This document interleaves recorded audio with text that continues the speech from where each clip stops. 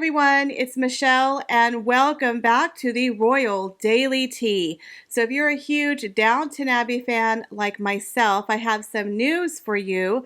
There are rumors circulating that they're working on a possible 7th season for Downton Abbey, which would come out sometime next year on ITV.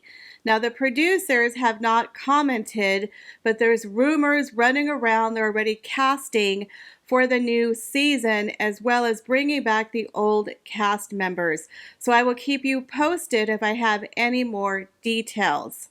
But you guys, we have a lot of juicy royalty to get through today, so you know what to do.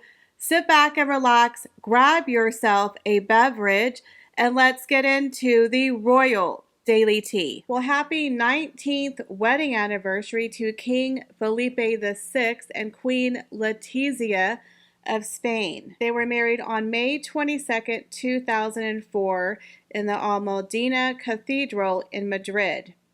Now, at the time, Letizia was a divorced newscaster when she married the then prince, and they dated in secret before announcing their surprise engagement. Letizia's dress was a statement high-standing collar with delicate embroidery and was paired with a veil gifted by her future husband, the now King Felipe of Spain. Letizia donned the glittering Prussian tiara, which had been worn by her mother-in-law, Queen Sophia, on her wedding day in 1962.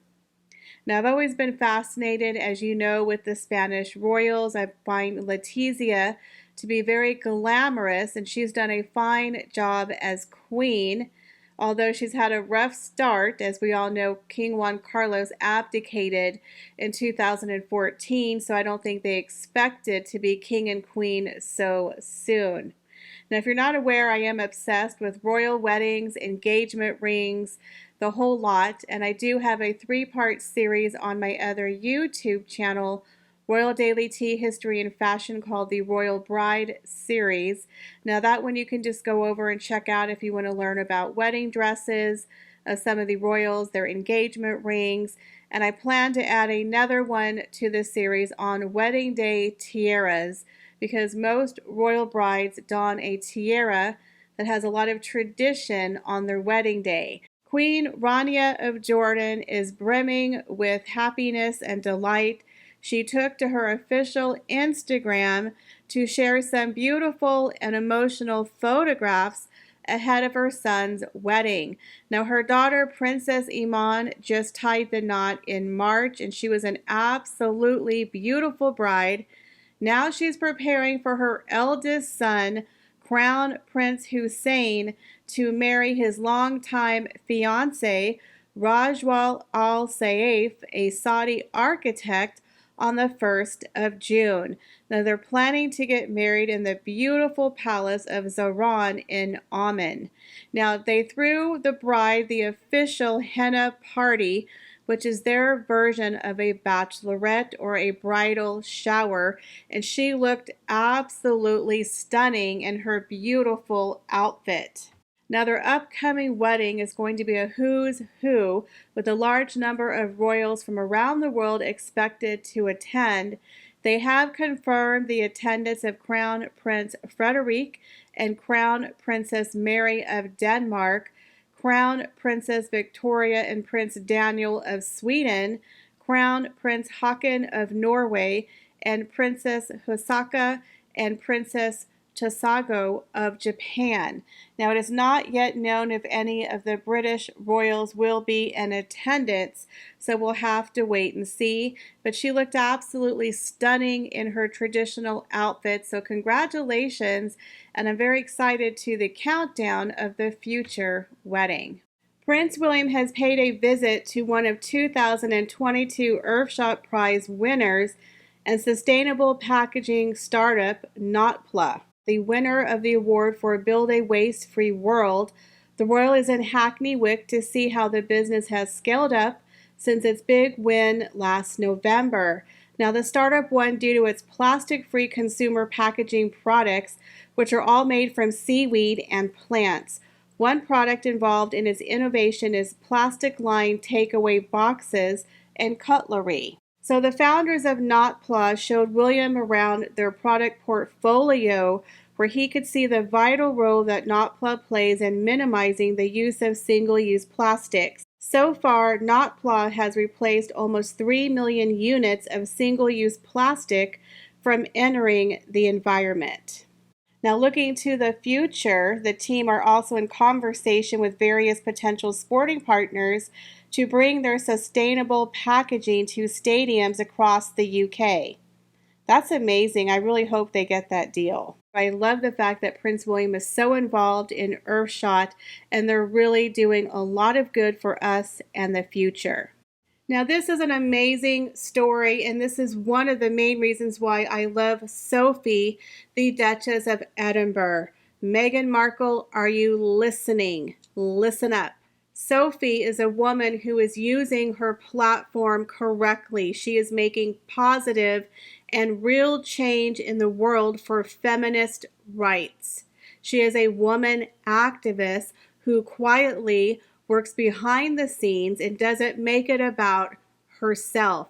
Meghan could have used her same platform and done so much for women all over the world, but unfortunately, her ego got in the way. Now, Buckingham Palace has announced that the Duchess of Edinburgh has made a top secret trip to Iraq to raise awareness of one of her long-standing causes. Sophie spent 2 days in the capital of Baghdad, where she continued her work championing the survivors of conflict-related sexual violence. While she was there, she heard about the challenges that were faced by Iraqi women and girls and the ongoing work to protect and promote their rights. Now, this trip was unannounced for security reasons, but the request was made by the Foreign, Commonwealth and Development Office in support of the Women, Peace and Security Agenda, WPS. Now, the Foreign Office advises against all travel to the majority of provinces in Iraq because it's a very, very dangerous place to go. There's a lot of violence there. Sophie visited a high school for girls and spoke to students and teachers about education for young women in the country and their hopes for the future. She also visited a family planning center to hear about work that was being carried out to support the reproductive health and well-being of Iraqi women. She also met with female business leaders to discuss the importance of women's economic empowerment. Now, Sophie also delivered a message of greeting from King Charles to the Iraqi President Abdul Latif Rashid and the First Lady while she was meeting them in Baghdad. Sophie becomes one of the few royals who has actually visited Iraq, with King Charles as the Prince of Wales traveling to the country in 2004. Prince Philip also visited Iraq in 2006 when he was 85 to visit the British troops in Basra. Now, Sophie's trip to Iraq comes just months after she made royal history on another trip to raise awareness of the survivors of conflict-related sexual violence. So this is a cause that is very dear to Sophie's heart. She is a champion for women's rights. I have a lot of respect for her. So again, Sophie is definitely putting herself out there as a woman activist, and I'm so proud of her. Go Sophie. Just when you thought it was safe to watch Netflix again, oh no, here comes Prince Harry and Meghan Markle once again. Now, that whole speech that they gave us about wanting their financial independence and their financial freedom and how they were going to stop talking about the royal family and focus on doing the Lord's work through Archwell Foundation 1 hour a week at a time, and they were going to make fiction projects like rom-coms, and she was going to be the next Julia Roberts, was a bunch of BS. I think we all know without their connection to the royal family, they have no currency in the world of Hollywood. They're two vapid, talentless individuals. So now word has come out that Meghan Markle and Prince Harry are planning a feature-length movie, that's right, on royal life for Netflix. The Duke and Duchess of Sussex will reportedly recount their experience of living inside the palace for a new Netflix movie on royal life. Really? I mean, I think we've heard enough on your Netflix series. Lifetime has done Harry and Meghan escaping the palace, and we just watched your catastrophe of Harry and Meghan escaping New York City. Their 2-hour car chase that never was. But now you're going to sit down for a movie because you haven't finished telling your tall tales of misery in your overprivileged life behind the palace gates. I mean, little Megsie was barely there for 18 months. Half the time she was on a honeymoon, a vacation, a baby moon, and a pregnancy leave. The girl only did 72 engagements. Now, according to an insider, they got the idea for this feature-length film after they found out that Netflix was going to do a feature film about the infamous Prince Andrew interview where he sat down with journalist Emily Maitlis. So the streaming giant's film is called Scoop, and it's starring Rufus Sewell as the Duke of York and Gillian Anderson as Emily. So a source says Meghan and Harry plan to, quote, wait and see what the reception to this new film is like, but think they have a big screen story to tell about what happened in the palace. Again, I think Lifetime has already done that for you, Harry. They said there's a lot of nuances from their story that they feel are still missing after the documentary and Harry's book. The source says the couple were obviously happy with their paycheck, obviously, from Netflix for the documentary and are keen to work with the streaming giant again. But is Netflix willing to work with you? The source claims Netflix are not interested in documentaries or children's TV shows from the couple, but want more juicy stuff about their royal life. We've all already known this from the get-go when they came out with that bogus crap about what she was going to do about Pearl and all of those creative projects that she wanted to do. Nobody is interested in anything besides gossip on the royal family. That was the only reason why they signed these two idiots to Netflix. We already knew that, but they denied it. I mean, the Invictus Games was the other big thing, yet they still have not released footage from Invictus of last year, and they're literally going to film Invictus 2023 in Dusseldorf in like a few months. What happened to all of the footage from Invictus Games? So like we've mentioned before, these two have absolutely no direction. They have no talent. They can't even get the Invictus Games off the ground. All of their footage from the 2022 Invictus Games, which was very cringe-worthy, is probably on the cutting room floor. We'll probably never see it. But now they want to come out with a feature-length film about themselves, because that's all they can do is whine and talk about themselves. They have no creative talent. So Prince Harry didn't have a very good morning today. Prince Harry loses legal bid to challenge Home Office over security arrangements. The Duke of Sussex's second legal challenge against the Home Office over his security arrangements when he and his family are in the UK has ended in defeat.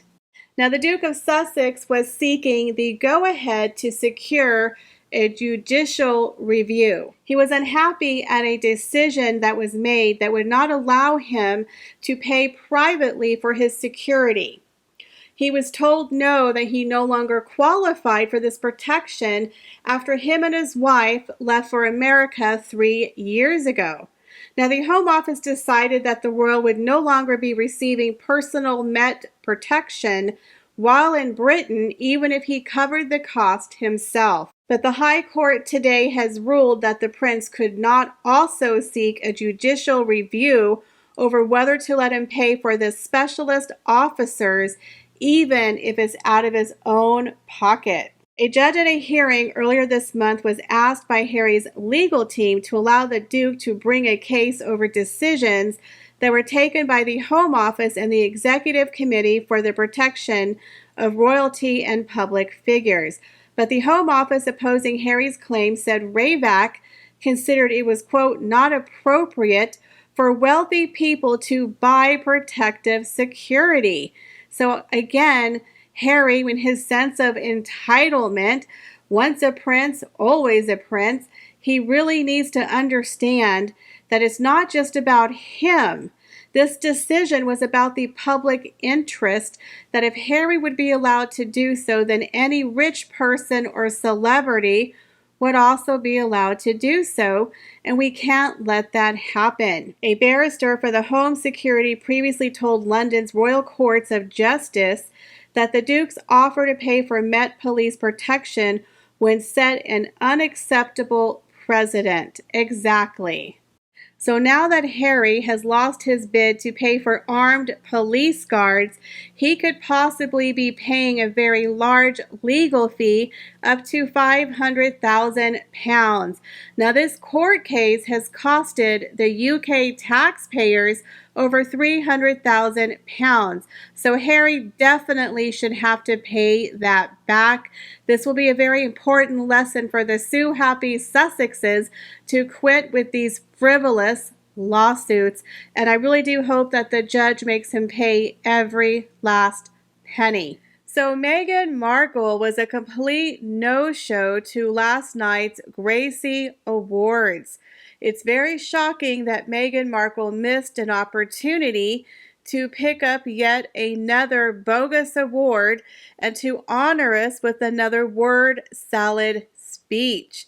Is the downfall starting to happen? Now, it was known that Meghan was to be recognized for her work on her podcast, Archetypes, from the Alliance for Women in Media Foundation during the Annual Gracie Awards, where they named the Duchess of Sussex as the top entertainment podcast host. Now, earlier, when Meghan found out she was to receive this award, she said, quote, "Thank you to the Alliance for Women in Media Foundation for this prestigious honor. This is a shared success for me and the team behind Archetypes, most of whom are women, and the inspiring guests that join us each week." Could this finally be the backlash and downfall of these Sussexes that we have been waiting for? It is very telling that neither Harry or Meghan showed their face at last night's award ceremony. I'll keep you posted if there's any new updates. Well, that's all the royal news that I have for you guys today. What do you guys think about Harry losing his lawsuit? What do you think about Harry and Meghan possibly making a full-length feature movie about their life behind palace gates for Netflix? Leave me your comments, guys, down below. As always, I appreciate each and every one of you, and I hope to see you in the next video. Bye, guys.